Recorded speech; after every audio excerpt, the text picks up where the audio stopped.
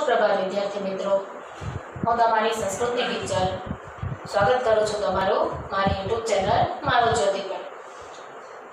फरी मळे आपणे नवा विडियो में नवा लेक्चर साथे आपणा विषय वस्तु ने आगळ वधारवा माटे आगळना आपणा जे लेक्चर में आपणे शरू कर्यो हतो आपणो बीजो पाठ जेनुं नाम छे कुलस्य आचारः एटले के कुळनो आचार। આપણે વાત કરી હતી કે ભાઈ સરસ મજાની નાનકડી એવી આપણી વાર્તા છે પ્રાણી કથાઓ પર આધારિત ઘણી બધી વાર્તાઓ બનતી હોય છે જેના માટેના ગ્રંથ છે જાતકમાલા, પંચતંત્ર અને હિતોપદેશ। તો આવા ગ્રંથમાંથી આવી ઘણી બધી પ્રાણી કથાઓમાંથી એક પ્રાણી કથા છે એ આપણા વિષય વસ્તુમાં આપણા પાઠ તરીકે આપવામાં આવી છે જેમાં એક નાનું એવું જાતકનું બચ્ચું છે એની આપણે વાત કરી હતી કે ભાઈ જાતક શિશુ છે એને खूब तरस लागे छे અને તરસથી વ્યાકુળ થતું પીડિત થતું એ પોતાની માતા પાસે જાય છે અને પોતાની માતાને જણાવે છે કે મને ખૂબ તરસ લાગી છે અને એટલા માટે હું તળાવનું પાણી પીવા જાઉં છું કેમ કે અત્યારે મને વરસાદનું પાણી મળી શકે તેમ નથી। એટલે જાતક શિશુની જે માતા છે એને સમજાવે છે કે ભાઈ આપણે વરસાદનું પાણી ન પી શકીએ, આપણે તો આપણે વરસાદનું જ પાણી પી શકીએ, તળાવનું પાણી ન પી શકીએ। એટલે તું તળાવનું પાણી ન પી શક, તું રાહ જો, આવી રીતે એને સમજાવે છે। ફરી બાળક કહે છે કે મને ખૂબ તરસ લાગી છે, એટલે વાદળ ક્યારે થાય, ક્યારે વરસે, હું ક્યારે પાણી પીવું, એના કરતાં હું તળાવનું પાણી પીને મારી તરસ છે એ શાંત કરવા ઈચ્છું છું। ફરી માતા છે એ પોતાના બાળકને સમજાવે છે કે યોગ્ય નથી, આપણા કુળની પરંપરા, આપણા કુળનો આચાર છે એનું આપણે રક્ષણ કરવું જોઈએ, તો તરસને સહન કર અને વરસાદની રાહ જો। પણ જાતક શિશુ છે, જે બાળક છે એ સમજતું નથી, એ માતાની વાત સાંભળી ન સાંભળી કરી અને તળાવનું પાણી પીવા ચાલ્યું જાય છે। રસ્તામાં એ થાકી જાય એટલે ખેડૂતના ઘર પાસે વિશ્રામ કરવા, આરામ કરવા થોડી વાર રોકાય છે। એ જ્યાં જગ્યાએ રોકાય છે, જે ઘરે રોકાય છે, ત્યાં એક વૃદ્ધ ખેડૂત છે જે મરણ પથારીએ પડ્યો છે, એ અને એનો પુત્ર બંને વાતચીત કરે છે, એ આ જાતક બાળ સાંભળે છે। તો ખેડૂતનો જે પુત્ર છે એ પોતાના પિતાને કહેતો હોય કે આજે રસ્તામાં મને પૈસાની થેલી મળી અને એને જોઈ મને ખુશી થઈ અને એમ પણ થયું કે વિચાર આવ્યો કે હું એ પૈસા લઈ લઉં તો મારી જે ગરીબાઈ છે, મારી જે નિર્ધનતા છે એ દૂર થઈ જશે। એટલે પૈસાની થેલી લેવા મેં હાથ લંબાવ્યો અને મને આપનો ઉપદેશ છે એ યાદ આવ્યો કે બીજાના પૈસા લેવા એ આપણા કુળનો આચાર નથી, એટલે મેં એ પૈસાની થેલી ત્યાં છોડી દીધી। આ બધી વાત સાંભળી જે જાતક શિશુ છે એ વિચારે છે કે ભાઈ આ ખેડૂત છે, વૃદ્ધ છે, ખૂબ જ આવી નિર્ધન સ્થિતિ છે, મરણ પથારીએ પડ્યો છે, છતાં પિતા પુત્ર છે પોતાના કુળનો આચાર છે એને પાલન કરવામાં એને એટલો વિશ્વાસ છે, એટલે અડગ શ્રદ્ધા છે। જ્યારે હું મારા કુળની પરંપરા છે એનો ત્યાગ કરવા જાઉં છું, અમારા કુળની પરંપરા છે વરસાદનું પાણી પીવું, પણ હું એ છોડી અને તળાવનું પાણી પીવા જાઉં છું, તો એ યોગ્ય નથી।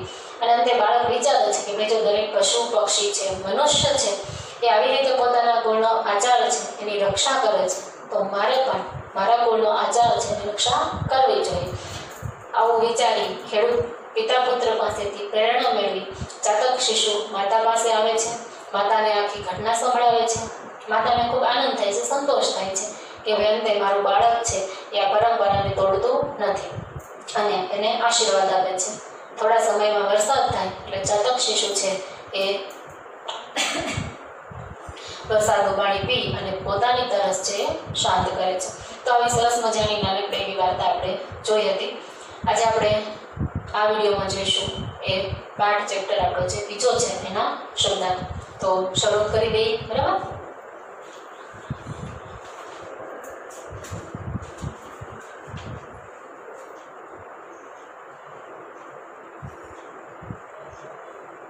તૃષયા તરસથી, પીડિતઃ પીડાયેલું, અંબ માતા જનની, સંસ્કૃતમાં પણ જનની શબ્દ વપરાય છે અને તેનો સમાનાર્થી અંબ। पातुं पीवा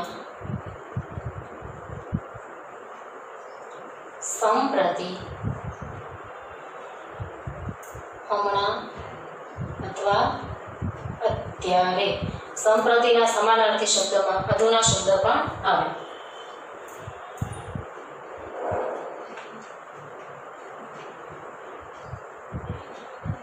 मेघजलम वरसादनुं पाणी।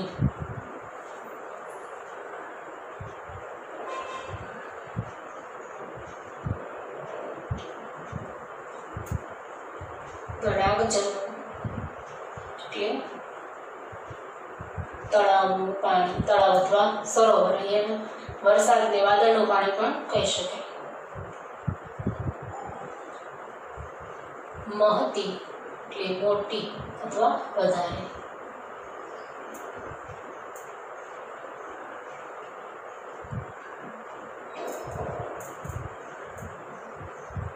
અધુના અત્યારે, અધુના મેઘાન વાદળા।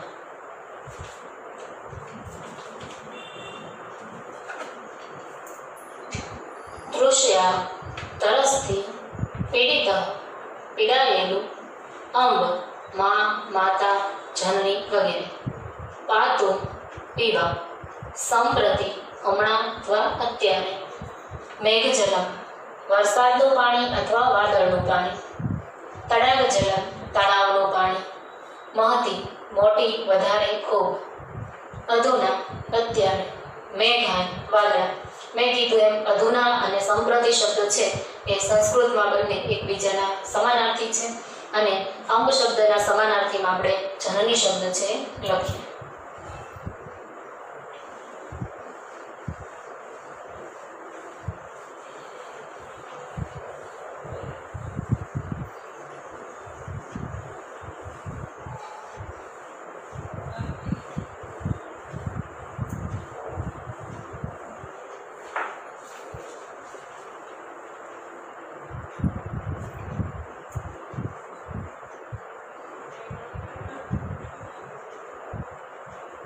पुनरपि करी।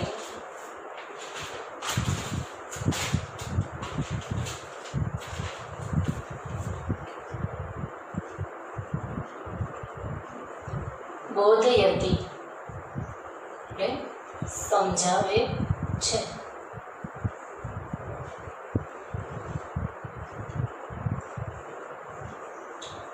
कुलाचार એટલે કુળનો आचार। અહીંયા આપણને જે શબ્દ આપ્યો છે કુલસ્ય આચારઃ, એ જ શબ્દ છે આ કુલાચાર। બંનેનો અર્થ પણ સમાન છે, શબ્દ પણ સમાન છે। અહીંયા આપણને સમાસ સાથે શબ્દ આપ્યો છે, અહીંયા આપણને સમાસનો વિગ્રહ કરીને આપ્યો છે।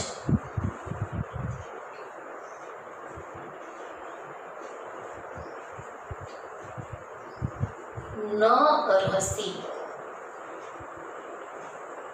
શકતું નથી, એટલે કે તું પાણી પી શકતો નથી અથવા સમર્થ નથી કે કરી શકતો નથી, એવી રીતે।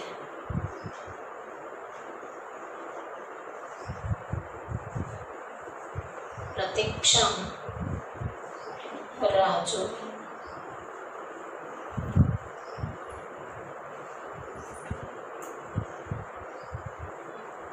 જનન્ય માતાનું, જનની એટલે માતા।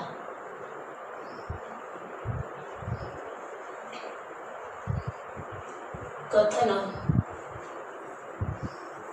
कहवू।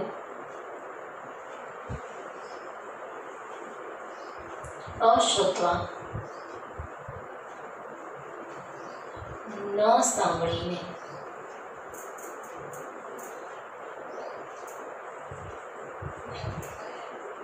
परिश्रांत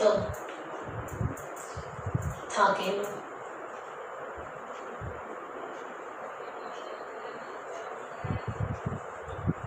कृषक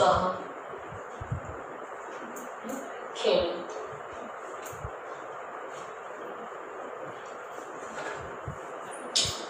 पुनरपि ફરીવાર સંધિ છૂટી પડે એટલે પુનઃ અપી શબ્દ બને. બોધયતી સમજાવે છે. કુલાચાર કુળનો આચાર.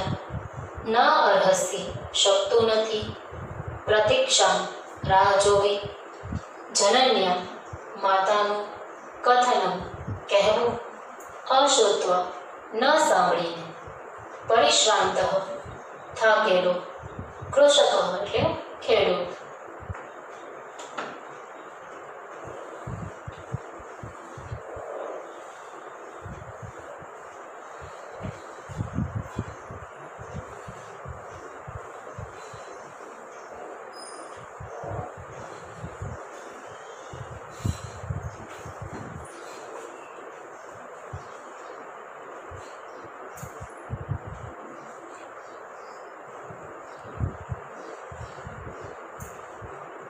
તાતપુત્રયો એટલે પિતા પુત્ર.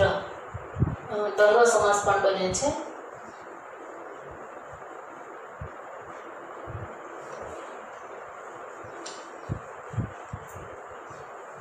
વાર્તાલાપમ વાતચીત.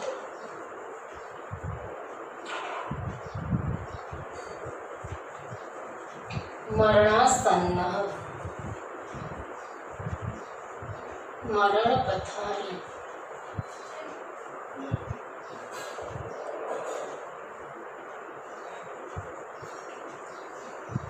દારિદ્રમ એટલે ગરીબાઈ, દરિદ્રતા, નિરાધન.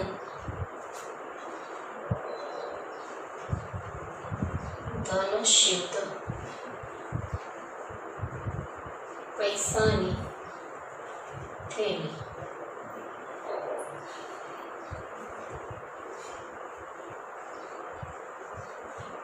સ્મૃત એટલે યાદ.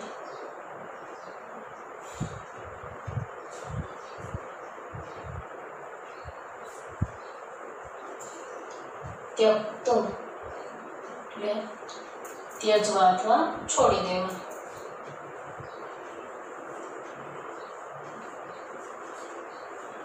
અનુચિતમ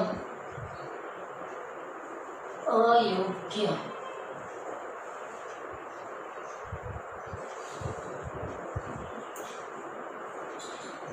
પશવઃ પશુઓ.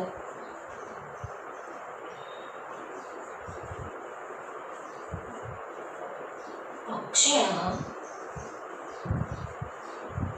પક્ષીઓ.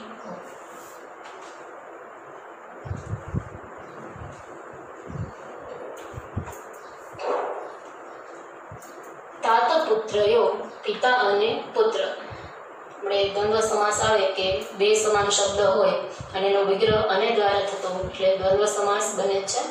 વાર્તાલાપમ વાતચીત. મરણાસન્ન એટલે મરણ પથારીએ પડેલો. દારિદ્રમ ગરીબાઈ, નિર્ધનતા. ધનશ્યુત પૈસાની થેલી. સ્મૃત એટલે યાદ આવવું અથવા યાદ કરવું. ત્યક્તું ત્યજવા કે છોડી દેવું. અનુચિતમ એટલે અયોગ્ય. પશવ પશુઓ. પક્ષિણ એટલે પક્ષીઓ.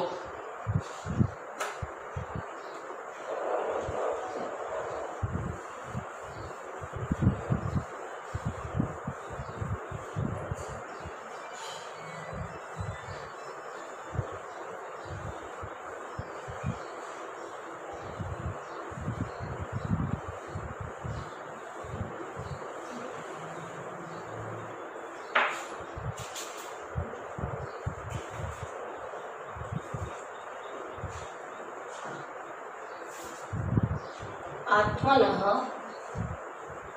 કુલમ.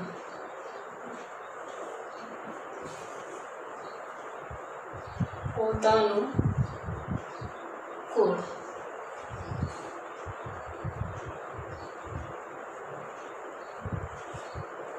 રક્ષામી એટલે રક્ષો છો.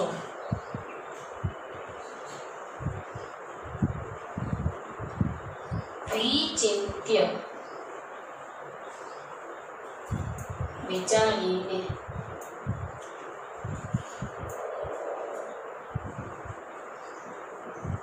માતરમ માં પાસે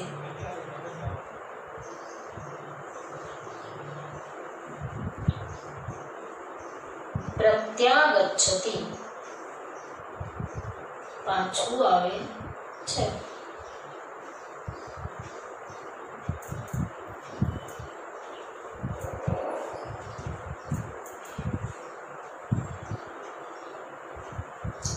સંતોષમ અનુભવતી એટલે કે સંતોષ અનુભવે છે.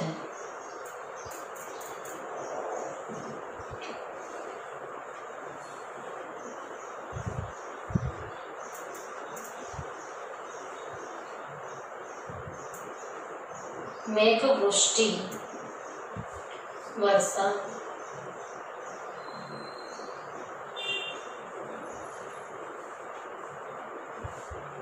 મેઘજલમ એટલે વાદળાનું જળ અથવા પાણી.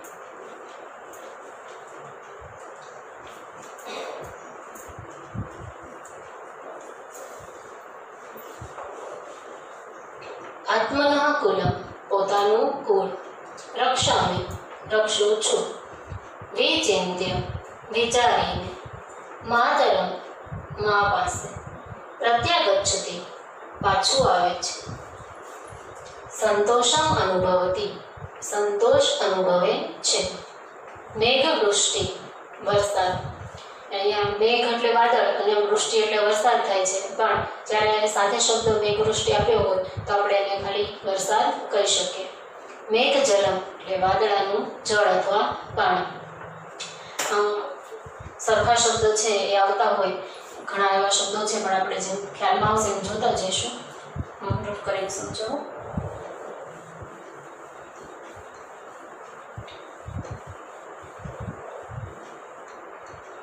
જેમ કે આપણી પાસે અહીંયા જળના શબ્દ છે પાણી, તો આ પાણી છે એનો અર્થ થાય છે જળ, જે આપણે પાણી પીએ છીએ તે. પણ જ્યારે પાણી આમ લખાય છે દીર્ઘણ હોય તો જળ એટલે પીવાનું પાણી, અને જ્યારે રસોઈ હોય પાણી, તો આ પાણીનો અર્થ થાય છે હસ્ત અથવા તો આપણો હાથ. તો હાથ શબ્દ હોય એના માટે આ પાણી શબ્દ આવે, અને આ પાણી આવે ત્યારે જળ શબ્દ બને છે. એવી જ રીતે શબ્દ છે પિતા અને પિતા.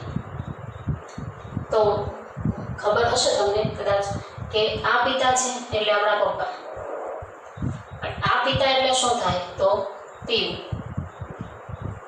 જો એક રસ્વ દીર્ઘના આધારે આખા જે શબ્દ છે અર્થ છે એ ફરી જાય છે. ચિત્તા ને ચિંતા.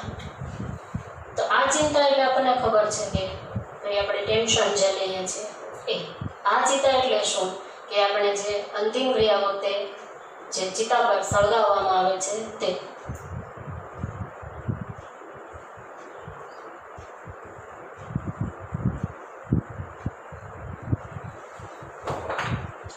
તો ચિતા એટલે જેના ઉપર વ્યક્તિ છે મૃત્યુ થઈ જાય, મૃત્યુ પામે, ત્યારબાદ એની અંતિમ ક્રિયા માટે એને સોડાવી અને સળગાવવામાં આવે છે એ ચિતા છે. અને આ ચિંતા એટલે ટેન્શન છે. ઘણી વાર એવું કહેતા હોય કે ભાઈ ચિંતા નહીં કરશો નહીં તો ચિતા ઉપર સોઈ જશું. ટેન્શનના કારણે છે કે ભાઈ ઘણી બધી બીમારી થાય અને મૃત્યુ આવી શકે એવું બને છે, બરાબર. તો આવી રીતે એટલે તમને એમ થશે કે ભાઈ વચ્ચે આ ટોપિક ક્યાં આવ્યો આમાં. એટલે જરૂરી છે ટોપિક નથી, પણ એક સામાન્ય સમજૂતી છે કે ઘણીવાર આપણે આવી જે નાની નાની ભૂલ કરતા હોઈએ છીએ લખવામાં, કે ભાઈ રસ્વની જગ્યાએ દીર્ઘ અને ઉની જગ્યાએ રસ્વની જગ્યાએ દીર્ઘ અનુસ્વાર ન આવતો હોય તો આપણે અનુસ્વાર મૂકી દઈએ. તો આવી જે આપણી નાની નાની ભૂલ છે જે આપણે નથી જોતા, એના કારણે આપણી આખી જે વાક્ય રચના છે એ ખોટી પડે છે, અને આપણે આવડતું હોવા છતાં આપણા માર્ક્સ છે એ જતા રહેતા હોય છે. એટલા માટે આ બધી વસ્તુનું ધ્યાન રાખવું જરૂરી છે. ઘણીવાર આપણા શબ્દ અને આપણા શબ્દ એમાં પણ ફેર પડી જતો હોય, આપણી, આપણું, આપણા. તો એવી બધી રસોઈ દીર્ઘની ભૂલ છે જેના સાથે લિંગ વાક્યમાં આપેલા લિંગમાં પણ ફેરફાર થતો હોય તો આ બધા શબ્દો છે જ્યારે આપણે એનો ઉપયોગ કરતા હોય, જ્યારે લખતા હોય ત્યારે બધી વસ્તુનું ખાસ ધ્યાન રાખવું જરૂરી છે. એવું નથી કે સંસ્કૃતમાં આવી ભૂલ થાય છે, ગુજરાતીમાં પણ આવી રીતે ઘણીવાર ભૂલ થતી હોય છે કે આપણને ક્યાં રસોઈ કરવો અને ક્યાં દીર્ઘઈ કરવો એવી થોડી ખ્યાલ નથી હોતો. જેમ જેમ આપણું વાંચન વધતું જશે, આપણે જેમ નવા પુસ્તકો છે, નવા શબ્દો છે, નવા પાઠ છે એ વાંચતા રહીશું, વાંચવાથી આપણને ઘણો બધો ખ્યાલ આવશે કે ભાઈ નહીં, આપણે જે શબ્દો બોલીએ છીએ એમાં શું ભૂલ છે, આ શબ્દો છે ધીમે ધીમે આપણી ભૂલ છે દૂર થતી જશે. વાંચવું જરૂરી છે એટલું લખવું પણ જરૂરી છે, કેમ કે લખાણના આધારે આપણા રાઇટિંગ છે, આપણા અક્ષર છે સુધરશે અને જેટલા આપણા અક્ષર સારા વ્યવસ્થિત હોય એટલા સામેવાળા છે અને આપણી ફેરબુક છે કે આપણું પેપર છે એ વાંચવું વધારે ગમશે. મારા એટલા બધા સારા નથી, મને ખ્યાલ છે, એટલે હું બધાને સલાહ આપું છું કે ભાઈ તમે સારા અક્ષર કરો જેથી કરીને તમારું જે ઉત્તર છે, તમારો જે જવાબ છે તમે સ્પષ્ટ શબ્દમાં આપી શકો. આવી રીતે થોડી ચર્ચા છે, આપણે વિષય સાથે જોડાયેલી ચર્ચા છે બધા, એટલે વિષય એટલે કે ભણવા સાથે, તો એને પણ આપણે સાથે આવી રીતે કરતા જઈએ. હોમવર્ક માનું છું નહીં, મને વિશ્વાસ જ છે કે તમે બધા હોમવર્ક છે નિયમિત કરતા હશો, રેગ્યુલર વર્કશીટ પણ કમ્પ્લીટ કરો છો, ફેસબુક પણ કમ્પ્લીટ કરો છો, એ બધું વ્યવસ્થિત ટાઈમ ટુ ટાઈમ કરો જ છો અને આગળ પણ કરશો જ તેમ, કેમ કે અત્યારે સરસ મજાનો આપણો સમય છે કે ઘરે બેઠીને આપણે ભણીએ છીએ, એટલે મોટાભાગનો સમય આપણે આવી રીતે આપણા ભણવા ઉપર આપી શકીએ છીએ. કંઈ પણ ટેન્શન ન હોય તો બધા ઘરે રહી સલામત હશો, સેફ હશો અને ભણતા હશો એ આશા સાથે આજે આપણે પૂરું કરીએ છીએ. ફરી મળીશું આપણા આગળના વિડીયોમાં પાર્ટ 2ના ભાષાંતર સાથે. Bye bye. વિદ્યાર્થી મિત્રો, આપણા પાઠના આધારે આપણે વાર્તા સાંભળી કે ભાઈ ચાતક શિશુ છે પોતાની માતા પાસે જઈ અને જે કહે છે કે ભાઈ તરસ લાગી છે અને પાણી પીવું છે. તો અહીં આપેલ જે ચિત્ર છે આપણે ટેક્સ્ટ બુકમાં જોઈ શકીએ છીએ કે ચાતક અને તેમની માતા છે એક ઝાડ ઉપર બેઠી છે. આપણે જોઈએ સાથે ઓરિજિનલ ચાતકના ફોટોઝ. આ છે ચાતક પક્ષી. આપણે જોઈ શકીએ કે ભાઈ એના કલર છે એ પ્રદેશ પ્રમાણે થોડો ઘણો એમાં ફેરફાર જોઈ શકાય છે. આ ઓરિજિનલ ચાતક પક્ષી છે. ચાતક પક્ષી વિશેની થોડીક માહિતી છે જે આપણને એના વિશે જાણવા મળે, એના મહત્ત્વને, અથવા તો કે ભાઈ ચાતક નામનું પક્ષી છે એને આપણે જે વાર્તા છે એ વાર્તા સાથે જોડાયેલી થોડી ઘણી માહિતી આપણે મેળવીએ. હિન્દી ભાષામાં નાનકડી એવી વાર્તા છે, પણ આપણા માટે માહિતી છે, આપણા જાણકારીમાં ઉમેરો કરે તેવી છે. જોઈએ આપણે माहिती।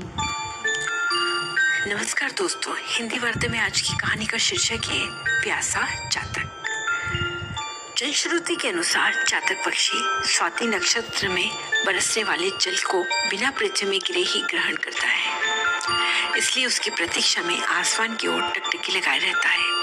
वो प्यासा रह जाता है लेकिन ताल तलैया का जल ग्रहण नहीं करता।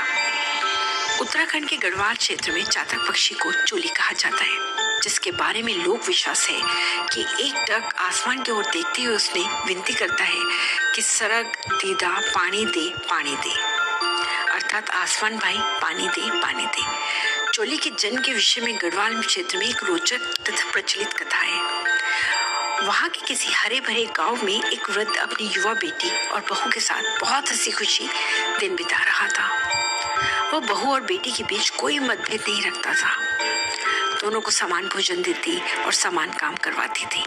दोनों बहू बेटी भी हिल मिलकर रहती थी, न आपस में लड़ना झगड़ना और न ही कोई ईर्ष्या द्वेष। दोनों में अंतर था तो बस इतना कि बहू अपना काम पूरी ईमानदारी और तन्मयता से संपन्न करती थी, उसे जैसे तैसे फटाफट निपटाने की फिराक में रहती थी।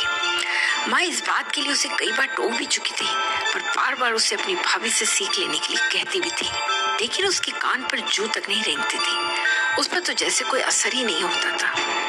एक बार की बात है, गर्मियों के मौसम में लगातार कोल्हू पेरते पेरते बैल थक गए। वृद्धा को समझ में आ गया कि बैल प्यासे हैं, लेकिन घर में बैलों को पिलाने लायक पर्याप्त पानी मौजूद नहीं था। बैलों की प्यास बुझाने का एकमात्र उपाय था बैलों को लेकर बहू को भेजे या बेटी को। इस बात को लेकर वृद्धा मुश्किल में पड़ गई। दोनों में से किसी एक को भेजना उसे उचित नहीं लग रहा था। अंततः वो यह सोचकर उसने एक युक्ति निकाल ही ली। उसने बहू और बेटी दोनों को प्रलोभन देते हुए कहा कि एक बैल को पानी पिलाकर ले आए और दोनों में से जो पहले पानी पिलाकर लौटेगा उसे गर्मा गर्म हलवा खाने को मिलेगा। हलवा का नाम सुनते ही दोनों के मुंह में पानी भर आया।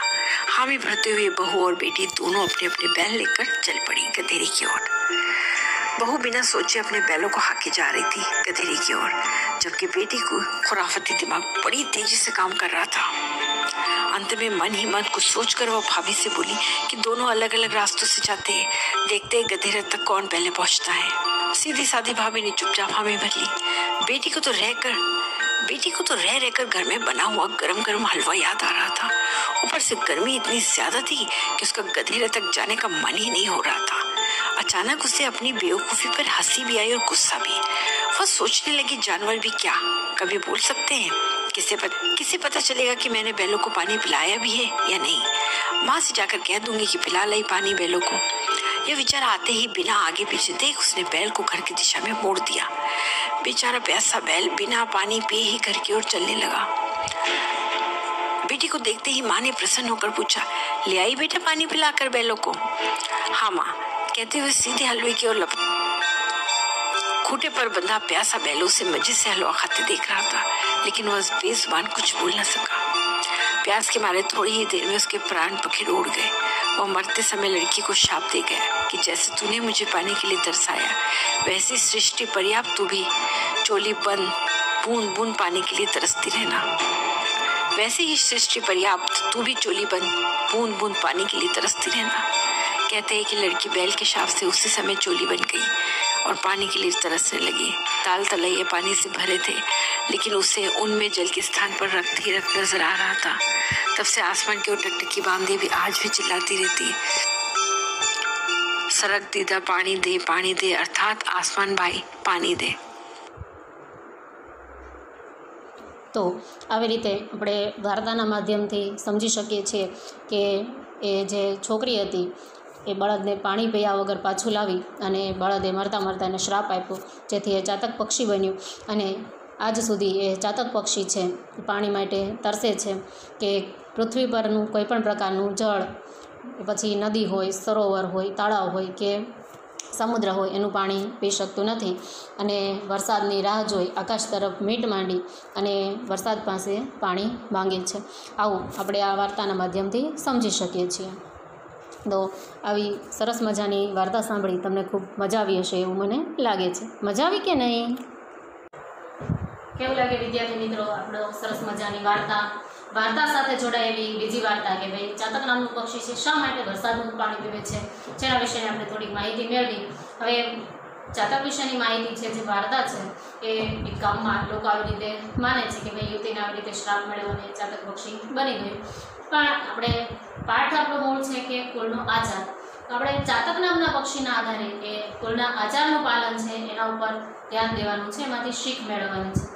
અત્યારની પરિસ્થિતિ એવી છે કે આપણે બધા આ ખતરનાક કોરોના વાયરસના હિસાબે ઘરમાં પૂરાઈને રહ્યા છીએ અને લોકડાઉન ખુલતા થોડી ઘણી છૂટછાટ પણ મળી છે। આપણે જરૂર પૂરતું જ ઘરની બહાર નીકળીએ એ આપણા સૌની સલામતી માટે ખૂબ જરૂરી છે। આપણે વાર્તામાંથી એવો બોધ મળે છે કે આપણે વડીલો દ્વારા બનાવેલા જે કંઈ રીતિ રિવાજ છે, નિયમો છે, પરિવારના જે આચાર છે એનું પાલન કરવું જોઈએ, પણ આજની પરિસ્થિતિને ધ્યાનમાં રાખી આપણે હું તમને એક અંગત એવો અભિપ્રાય મારો દર્શાવું કે ભાઈ આપણે આપણા માતા પિતાને એવો નિયમ બનાવીને પાળવા ગઈએ કે ઘરની બહાર જરૂર પૂરતા જ નીકળીએ, ફરજિયાત આપણે માસ્ક બાંધીને જઈએ, અમુક એવી કોઈ જગ્યાએ જો જવું હોય તો આપણે હેન્ડ ગ્લોવ્સ પણ પહેરીને જઈએ, સેનિટાઈઝર પણ સાથે રાખીએ। આપણી સલામતી અને આપણી સુરક્ષાનું ધ્યાન આપણે જાતે રાખીએ તો જ જેમ કીધું છે કે ભાઈ દરેક સુખનું પહેલું સાધન એ આપણું શરીર છે, તો આપણે બધા સુખ મેળવવા માટે આપણા શરીરનું ધ્યાન રાખીએ, આપણી સેહત સલામતીનું ધ્યાન રાખીએ। તમે પણ ફરજિયાત માસ્ક પહેરીને જ બહાર નીકળો અને તમારા માતા પિતાને છે, ઘરના પરિવારજનોને પણ એવો આગ્રહ રાખો કે એ લોકો પણ જ્યારે પણ ઘરની બહાર નીકળે ત્યારે ફરજિયાત માસ્ક બાંધીને જ નીકળે। આપણી સલામતી આપણો સૌનો સાથ સહકાર એ આજની પરિસ્થિતિ ખૂબ જરૂરી છે, એટલે આપણે પણ આ નિયમ છે એ બનાવી અને એનું પાલન કરાવીએ. વાર્તામાંથી સરસ મજાનો આપણને બોધ મળ્યો છે. એવી જ રીતે આપણે પણ આપણા કુળ પરિવારના જે કંઈ નીતિ નિયમ છે, રીત રિવાજ છે તેનું પાલન કરીએ.